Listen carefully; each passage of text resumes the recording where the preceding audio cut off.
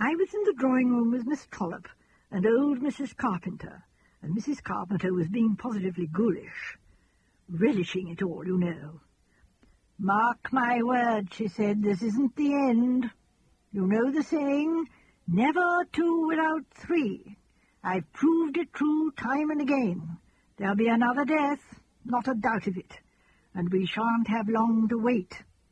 Never two without three." As she said the last words, nodding her head and clicking her knitting needles, I just chanced to look up, and there was Mr. Saunders standing in the doorway. Just for a minute he was off guard, and I saw the look in his face as plain as plain. I shall believe till my dying day that it was the ghoulishness, Mrs. Carpenter's words, that put the whole thing into his head. I saw his mind working.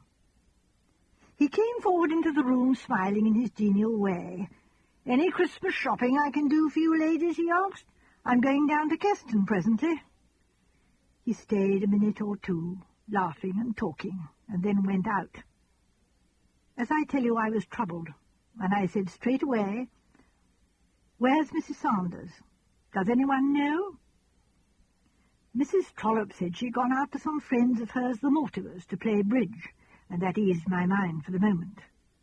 But I was still very worried and most uncertain as to what to do. About half an hour later, I went up to my room. I met Dr. Coles, my doctor, there coming down the stairs as I was going up, and as I happened to want to consult him about my rheumatism, I took him into my room with me there and then. He mentioned to me then, in confidence, he said, about the death of the poor girl, Mary. The manager didn't want the news to get about, he said, so would I keep it to myself. Of course, I didn't tell him that we'd all been discussing nothing else for the last hour, ever since the poor girl breathed her last. These things are always known at once, and a man of his experience should know that well enough. But Dr. Coles was always a simple, unsuspicious fellow who believed what he wanted to believe, and that's just what alarmed me a minute later. He said as he was leaving that Saunders had asked him to have a look at his wife. It seemed she'd been seedy of late, indigestion, etc. Now, that very same day, Gladys Saunders had said to me that she'd got a wonderful digestion, and was thankful for it. You see, all my suspicions of that man came back 100-fold. He was preparing the way. For what? Dr. Coles left before I could make up my mind whether to speak to him or not, though really, if I had spoken, I shouldn't have known what to say. As I came out of my room, the man himself, Saunders, came down the stairs from the floor above. He was dressed to go out, and he asked me again if he could do anything for me in town. It was all I could do to be civil to the man. I went straight into the lounge and ordered tea. It was just on 5:30, I remember. Now, I'm very anxious to put clearly what happened next. I was still in the lounge at 6:45 when Mr. Saunders came in. There were two gentlemen with him, and all three of them were inclined to be a little on the lively side.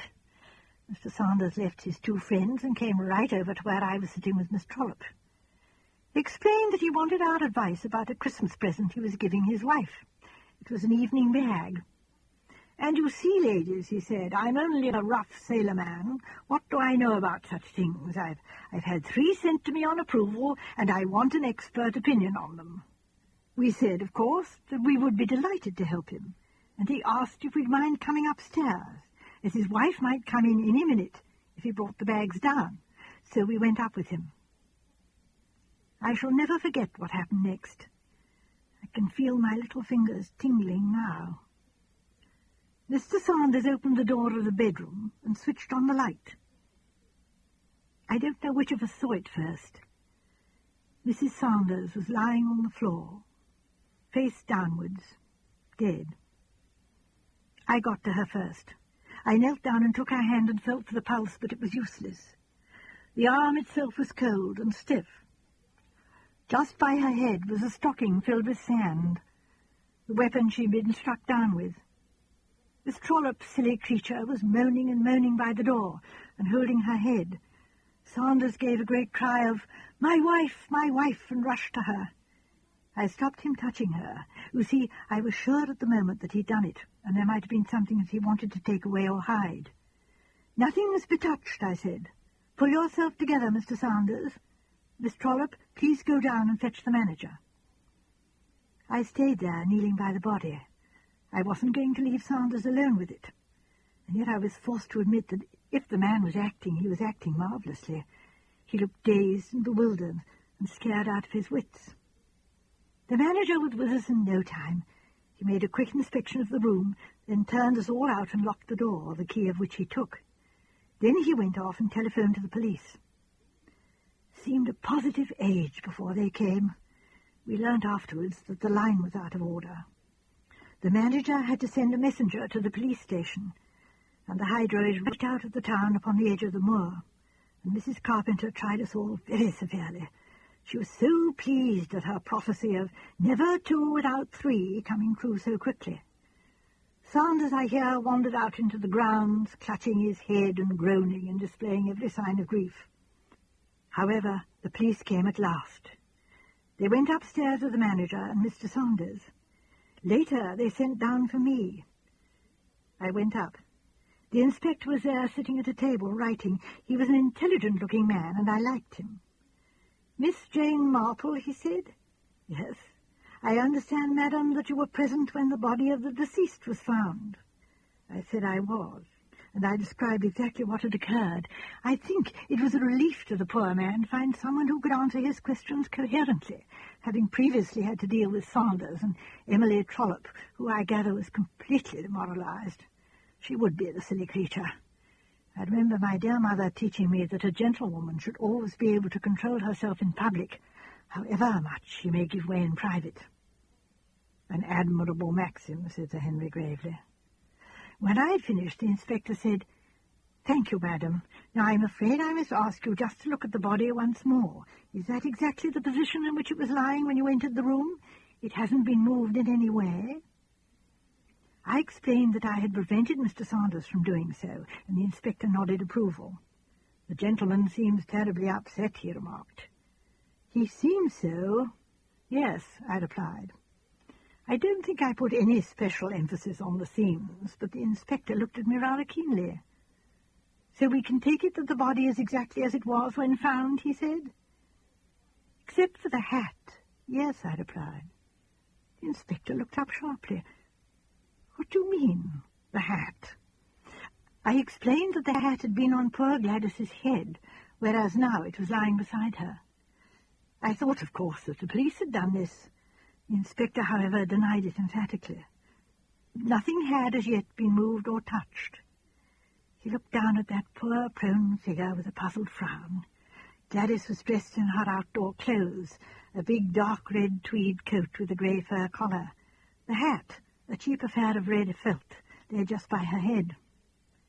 The inspector stood for some minutes in silence, frowning to himself. Then an idea struck him. "Can you by any chance remember, madam, whether there were earrings in the ears, or whether the deceased habitually wore earrings?" Now, fortunately, I am in the habit of observing closely. I remembered that there had been a glint of pearls just below the hat brim, though I had paid no particular notice to it at the time. I was able to answer his first question in the affirmative. "Then that settles it. The lady's jewel case was rifled, not that she had anything much of value, I understand, and the rings were taken from her fingers. The murderer must have forgotten the earrings and come back for them after the murder was discovered. A cool customer, or perhaps—" He stared round the room and said slowly, "He may have been concealed here in this room all the time." But I negatived that idea. I myself, I explained, had looked under the bed, and the manager had opened the door to the wardrobe. There was nowhere else where a man could hide. It's true the hat cupboard was locked in the middle of the wardrobe, but as that was only a shallow affair with shelves, no one could have been concealed there. The inspector nodded his head slowly while I explained all this. "I'll take your word for it, madam," he said. "In that case, as I said before, he must have come back. A very cool customer." But the manager locked the door and took the key. "That's nothing. The balcony and the fire escape, that's the way the thief came. Why, as likely as not, have continually disturbed him at work. He slips out of the window, and when you've all gone, back he comes and goes on with his business." "You are sure," I said, "that there was a thief?" He said dryly, "Well, it looks like it, doesn't it?"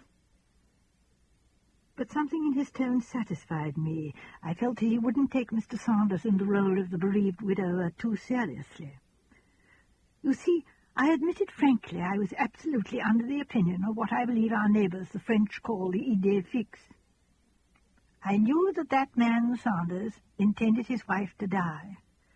What I didn't allow for was that strange and fantastic thing, coincidence. My views about Mr. Saunders were, I was sure of it, absolutely right and true. The man was a scoundrel. But although his hypocritical assumptions of grief didn't deceive me for a minute, I do remember feeling at the time that his surprise and bewilderment were marvellously well done. They seemed absolutely natural, if you know what I mean. I must admit that after my conversation with the inspector, a curious feeling of doubt crept over me, because if Saunders had done this dreadful thing, I couldn't imagine any conceivable reason why he should creep back by means of the fire escape and take the earrings from his wife's ears. It wouldn't have been a sensible thing to do, and Saunders was very much a sensible man. That's just why I always felt he was so dangerous. Miss Marple looked round at her audience. You see, perhaps, what I'm coming to?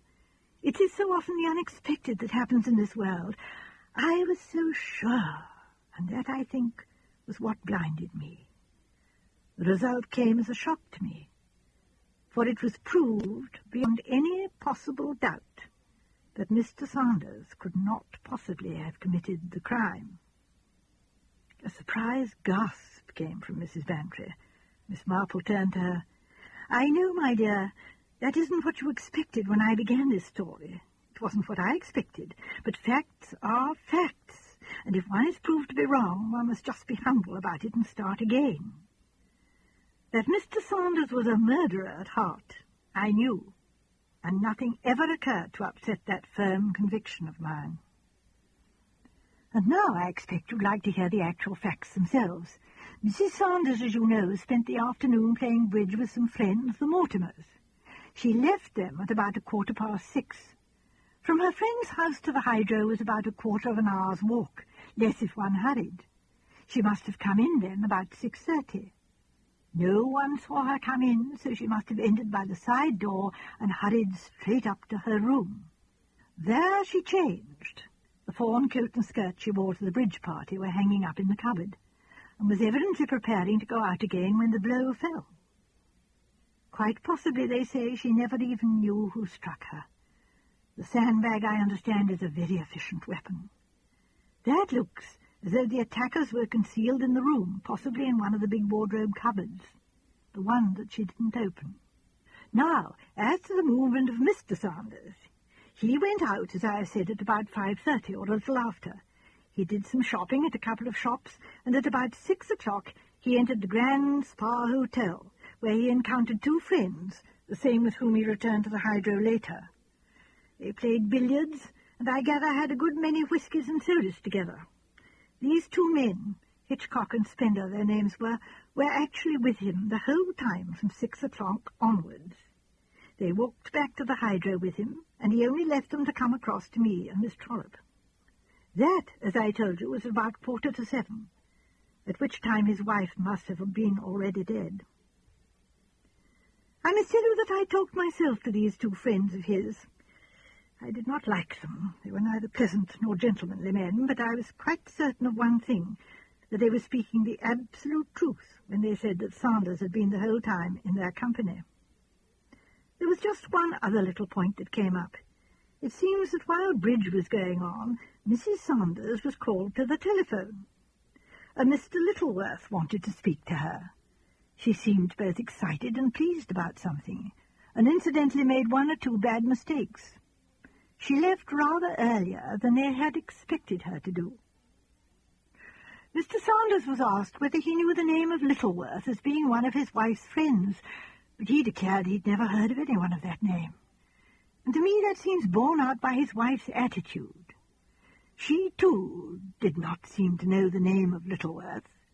Nevertheless,